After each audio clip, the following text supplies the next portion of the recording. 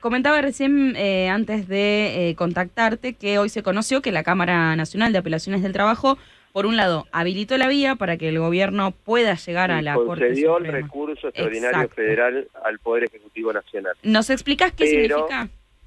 claro, pero el efecto que le dio es devolutivo, no suspensivo. Vos lo explicaste muy bien. Es decir, la medida cautelar sigue vigente hasta que la Corte resuelva la apelación que hizo el Poder Ejecutivo Nacional. Ujú. Es Es decir, que decir, le el permite... capítulo 4 del DNU va a seguir suspendido Ok. hasta que la Corte resuelva. ¿Qué puede pasar? La Corte, cuando le hacen un recurso extraordinario por una medida cautelar, es muy restrictiva en habilitar la cuestión y mayormente siempre lo rechaza. ¿Por qué? Porque la Corte tarata sentencias definitivas y una cautelar no es una sentencia definitiva. ¿Por qué? Porque lo que está haciendo una cautelar es prevenir una posible lesión. Dice, bueno, guarda con esto hasta acá, esperemos hasta resolver el fondo. Como la Cámara no resolvió el fondo y la Corte tampoco le está cayendo un expediente donde esté resuelta la cuestión de fondo, que es la inconstitucionalidad del decreto, yo creo que ahí va a ser pato gallareta, a ver qué dice la Corte. Porque a veces habilita las cuestiones de las cautelares. No es que 100% te dice, no voy a tratar el tema. La Corte sostiene en su jurisprudencia que vos tenés que tener el argumento y la cautelar tiene que ser clara y concreta, no ambigua y así, viste, al voleo. Claro. Tiene que ser clara y que esté comprobado los elementos que hacen una cautelar, que es la verisimilitud del derecho, el peligro en la demora y la contracautela. Si están esos tres elementos y están claramente expresados en la resolución, la Corte Suprema supuestamente lo podría decir. Si no, abrirá el recurso y le dirá a la Cámara, mire, usted dictó mal la cautelar, tendrá que, se suspenderá, se volverá a la vigencia del decreto 70/23 en el capítulo 4, que es el capítulo laboral. Con lo cual es finalmente la Corte quien va a terminar tomando la decisión final. Como siempre en nuestro país. Bien dicho también ahí, Agustina. Siempre es la Corte quien tiene la última palabra. En lo que es el control de constitucional Argentina, siempre es la Corte Suprema de Justicia. Cualquier juez, el control de Argentina es difuso. Cualquier juez puede hacer control de constitucionalidad y darte una cautelar. Ahora, el que define, el árbitro, el último que tiene la palabra en Argentina es la Corte Suprema de Justicia de la Nación. Claro. ¿Y qué mirada tenés, no, sobre lo que puede llegar a ocurrir ahí? Sé que obviamente es tal vez un poco difícil adivinarlo, porque bueno, son decisiones de quienes forman parte de la Corte Suprema, pero con tu conocimiento, ¿no?, sobre lo que ocurre en la justicia argentina, ¿qué pensás que puede llegar a ocurrir? A ver, si vos te pones a analizar, y si la Corte analizara, ahora si querés saquemos la cautelar y vamos a la cuestión de fondo, que es la inconstitucionalidad del decreto. Si vos tomás los antecedentes o los precedentes de los fallos de la Corte Suprema de Justicia de la Nación, Bisotti, Asociación Aseguradora, Consumidores Argentinos, Gobierno de la Ciudad de Buenos Aires contra Estado Nacional por el tema, ¿te acordás del cierre de escuelas? Sí, la Corte tiene una postura siempre de hacer restrictiva la utilización de los decretos de necesidad de urgencia. Ahora, lo que la Corte puede hacer, puede evaluar que exista verdaderamente una necesidad de urgencia. No en el argumento de otro fallo de la Corte, que es del 91, el que falló Peralta, sino a la luz de la reforma constitucional de 1994, donde ahí se incorporó los decretos de necesidad de urgencia con la posibilidad que el Ejecutivo pueda dictarlos en casos excepcionales. Claro. ¿Cuáles son esas dos condiciones que dice la Corte en el fallo Bisotti? Uno, que haya caído un meteorito en el Congreso de la Nación y los marcianos tomaron el Congreso y los diputados no pueden llegar a sesionar. ¿Sí? Dos, que la necesidad y urgencia sea tal que la premura y la velocidad de las decisiones tenga que tomarla ya. Acá es donde uno puede poner en todo el decreto, porque acá también hay que ser realista, es decir, el decreto, desde mi punto de vista, un 80-85% uno tiene que estar de acuerdo. Hay un 15% que lo podemos discutir, un 20% ponele. Ahora, lo que habría que ver es para qué metieron ese 20%. Pero como yo no soy el Poder Ejecutivo, y eso es una facultad propia del Poder Ejecutivo de evaluar el mérito, oportunidad y conveniencia, es el Ejecutivo el que evaluó y mandó ese DNU, que también estamos esperando el control político, porque vos no te olvides que no solo está el control constitucional por el órgano jurisdiccional, la justicia, sino también que el Congreso ya tiene habilitada la vía para que ambas cámaras puedan rechazar el decreto o aceptarlo. Totalmente. Y mientras tanto... Sumado a la ley ómnibus, ¿no? Sí, que también está en el último. Se tiene el decreto que te piden que lo ratifiquen. Exacto, que eso, se estará por definir también en las próximas horas, o por lo menos en los próximos días, pero de acá a un corto plazo, podríamos decir.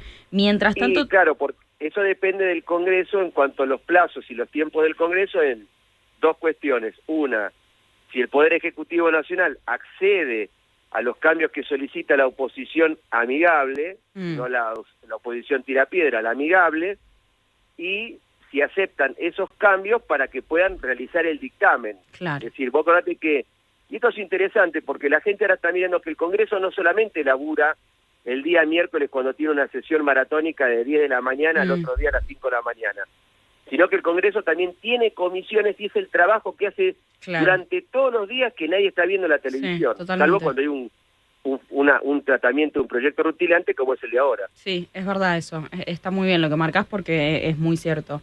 Hubo también en las últimas horas novedades respecto a este fallo de la Cámara de Apelaciones en lo Contencioso Administrativo, que confirmó que los recursos presentados contra el DNU se tramitan por separado y no como un proceso colectivo. ¿Cómo puede llegar a afectar esto a el plan, ¿no?, que tiene el gobierno? Claro, acá sería la estrategia del Ejecutivo, porque y está bien lo que decís, porque la estrategia ¿cuál era?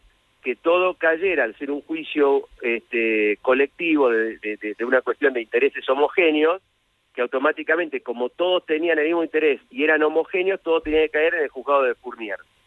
Lo que hizo el juez Lavie-Pico, que el juez de feria, contencioso administrativo, fue desanudar eso y termina diciendo en primera instancia que no existen más juicios colectivos. Por eso tramita el laboral, ¿sí? Uno. Entonces, ahora lo que la Cámara hizo confirma lo que dijo Lavie-Pico. Entonces, todos los amparos que se presenten en Jujuy, en el Juzgado Federal de Villa Carlos Panca, La Muchita, en donde a vos se te ocurra a cualquier lado del país que haya un juzgado federal y presenta un amparo, tramita en ese juzgado federal. Lo que seguramente va a querer hacer el Ejecutivo también va a seguramente plantear un recurso ante la Corte, pero yo no lo veo porque en definitiva resolvía la Cámara Contencioso Administrativo Federal esta cuestión de los juicios colectivos. Claro. Totalmente.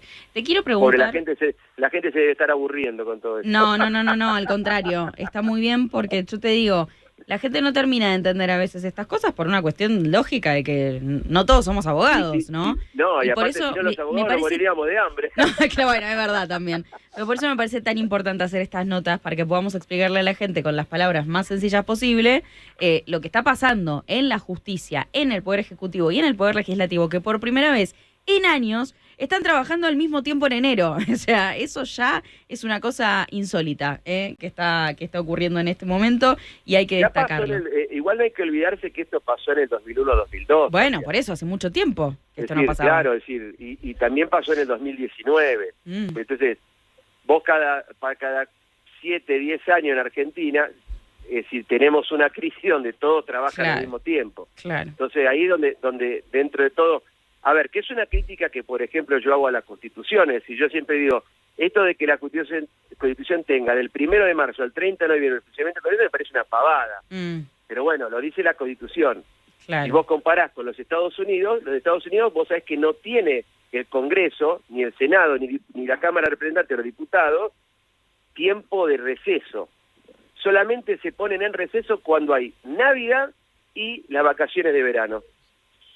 Imagínate que trabajan los 300 días del año, en vez de los 365 días. Claro. Fíjate la diferencia, pero bueno. Sí. ¿Me ibas a preguntar algo? Sí, te quería preguntar por algo que seguramente va a dar que hablar en los próximos días y que intuyo podría llegar a tener algún tipo de consecuencia a nivel judicial, Porque hoy el vocero presidencial, Manuel Adorni, confirmó que los empleados del Estado que se adhieran al paro de la CGT del 24 no van a cobrar ese sueldo, o sea, se les va a descontar el día. ¿Qué mirada tenés a nivel jurídico de esto? Es decir, ¿es legal? ¿Podría llegar a haber presentaciones judiciales en este sentido? La única manera en que yo te pueda descontar a vos el día de paro es si el paro es declarado ilegal.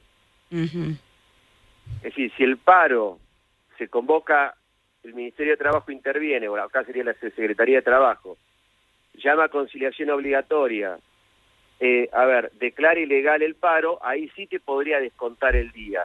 Ahora, lo que pasa es que la protección del derecho de huelga está contemplado no solo en la Constitución Nacional, sino en los Tratados Internacionales de Derechos Humanos, el famoso artículo 14 bis. Claro. Entonces, cuando vos tenés el derecho de huelga, y por más que te digan no te vamos a pagar el día, es decir, vos tenés que darle la libertad al trabajador de expresarse, porque es la manera que tiene de expresarse. Por el derecho de por huelga. eso me daba la duda de si efectivamente es algo que el gobierno va a poder hacer y en caso de hacerlo, si se le pueden venir presentaciones judiciales o acciones judiciales. Yo creo que si lo hace, vos diste en la tecla, va a haber presentaciones judiciales y seguramente los sindicatos también van a intervenir en lo que respecta al derecho colectivo de los trabajadores, hacer planteos ante los descuentos que van a recibir. Porque te vuelvo a repetir, el derecho a la huelga es un derecho conculcado en el artículo 14 bis. Como está suspendido el capítulo 4 del decreto que trata el derecho de huelga, es decir, no tiene aplicación el decreto. ¿Entendés? Acá todo es, esto es como bueno, yo voy a cumplir 50 años, vos no capaz que nunca lo jugaste, pero yo jugaba al Tetris, viste que vos vas moviendo las piecitas y las vas metiendo una dentro de la otra para formarla y plum, y explotaban. Entonces acá es lo mismo. Vos lo que tenés que tener acá en cuenta es que vos tenés un Tetris donde vos tenés el decreto que está suspendido por la justicia en el capítulo 4, que es todo el derecho del trabajador, que no solamente están las multas y el tema sindical, sino también están todas las cuestiones que hacen al derecho de huelga, al despido y todas esas cuestiones, y después del otro lado tenés el Poder Ejecutivo que te dice que te lo va a descontar. Entonces, y de otro lado tenés la Constitución, entonces vos tenés que tratar de meter todo eso en el Tetris de tal manera que, en realidad que no explote, sino que encaje de tal manera y no se estén violando los derechos ni de uno ni del otro. Claro. ¿Y quién es quien declara ilegal el paro, digamos? ¿Quién tiene esa potestad? El Ministerio de Justicia, el Ministerio de Trabajo. Claro, la Secretaría de Trabajo normalmente es el que declara los paros ilegales o no. Pero siempre tiene un proceso conciliatorio previo. Claro. Es decir, el Ministerio de Trabajo o la Secretaría de Trabajo convoca a las partes y trata de, a partir del diálogo, que esto es lo que robustece el sistema democrático, es decir, tratar de conseguir de alguna manera de que no haya una colisión entre el derecho de huelga, el derecho a manifestarse, el derecho de asociación, el derecho de reunión. Fíjate, todos esos derechos colisionan capaz con otros derechos, que son los que tienen ganas de ir a laburar. Entonces vos tenés que tratar de buscar un equilibrio entre los distintos derechos en pugna. ¿Para qué? Para que no haya una afectación de un derecho de un lado y un derecho del otro. Entonces, ahí donde el ministerio, por estas cuestiones a veces, es importante entender para qué sirve también cada una de las secretarías del Estado. La Secretaría de Trabajo sirve para esto, la Secretaría de Conciliación Obligatoria sirve, que es el famoso CECLO, es decir, sirve para las conciliaciones. Entonces, cada organismo del Estado tiene una función y cumple la función. Bueno, en esta instancia debería ser desde la Secretaría de Trabajo tratar de buscar los mecanismos para buscar, de alguna manera que no se haga el paro, o si se hace el paro, asegurar guardias mínimas, como dice el capítulo 4 del decreto que fue suspendido por la justicia en sede laboral. Muy bien, se entiende perfecto. Es un tema para seguir de cerca, porque seguramente puede haber novedades. Diego, te agradecemos mucho. Va a hacer ruido eso, sí. Sí, no, por eso queríamos entenderlo bien con alguien que sepa los vericuetos jurídicos que hay y que son muchos.